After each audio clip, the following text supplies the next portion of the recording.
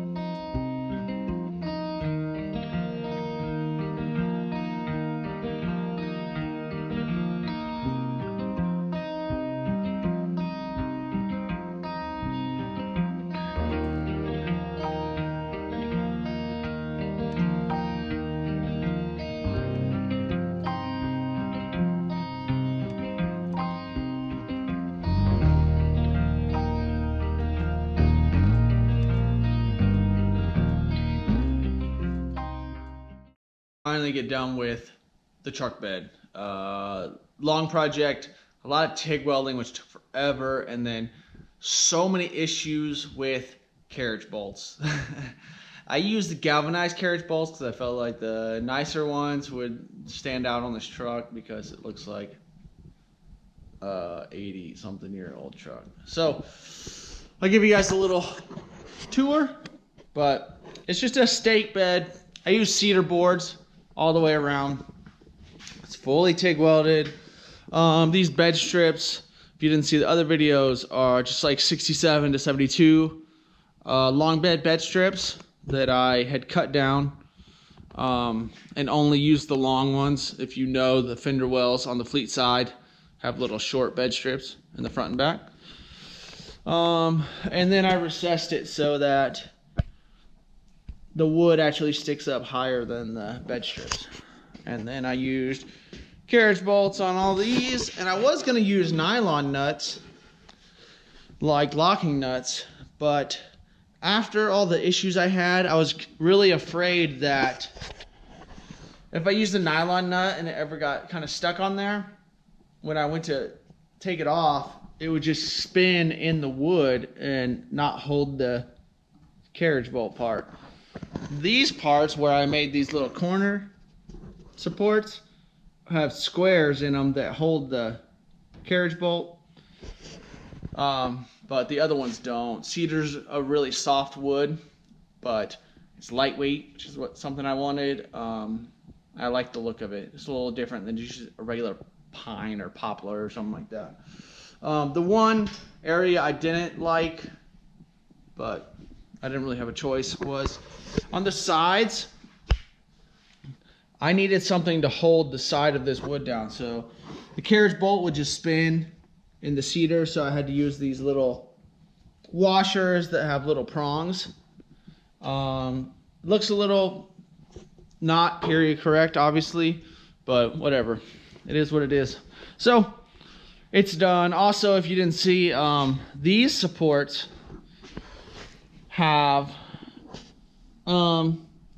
bolts that run up from the bottom right here. I didn't want anything moving. As you can see, this thing is really solid. All these stake supports have bolts on this side to hold it in.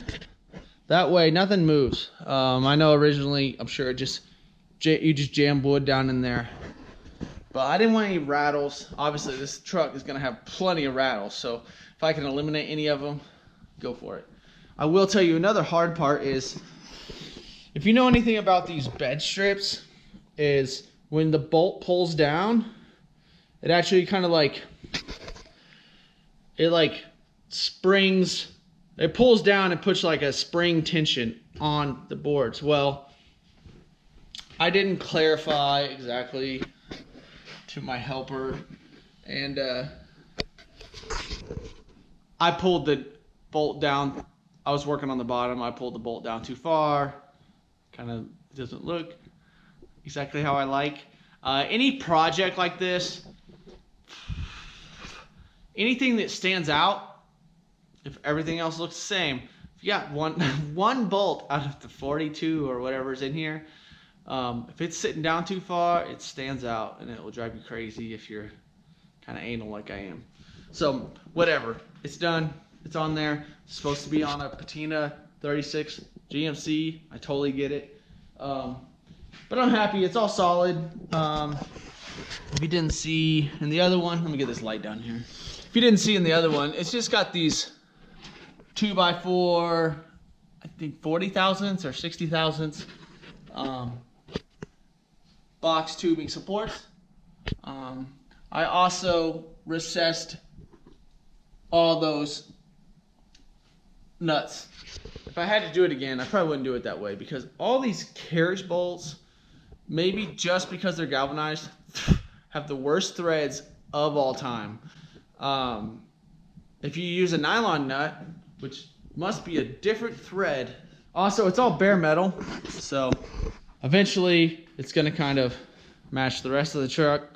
I just kind of sanded it down. I even left some of these kind of like rougher scratch marks in here. I don't really care too much, but I'm happy the bed's done.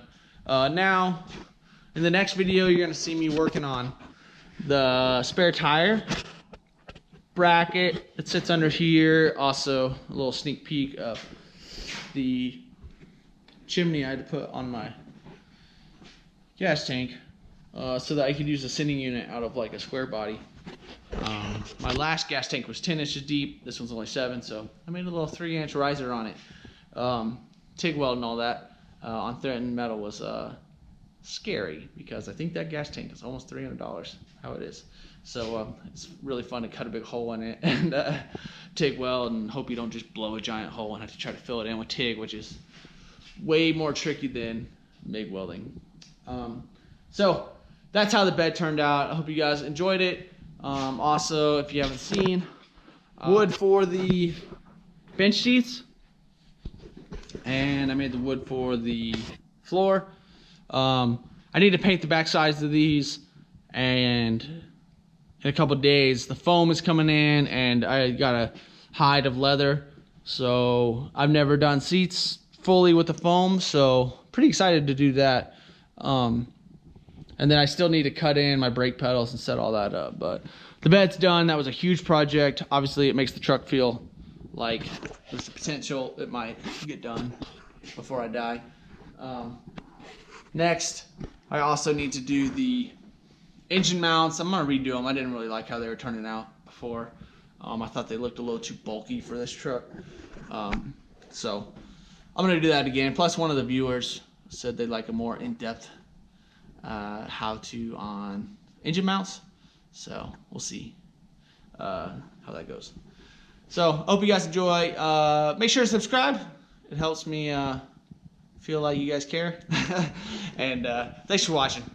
Later. Well, I forgot to mention, the reason I made these reinforcements up under here is so that my ratchet straps don't bend the thin metal that's on the 2x4 box tubing. So I have 2 of those on each side. That way I can strap things down.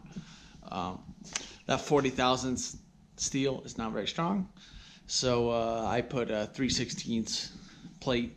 That way it at least disperses the load and hopefully doesn't distort it and have it hanging down. It just looked like a stupid flap if it did. So.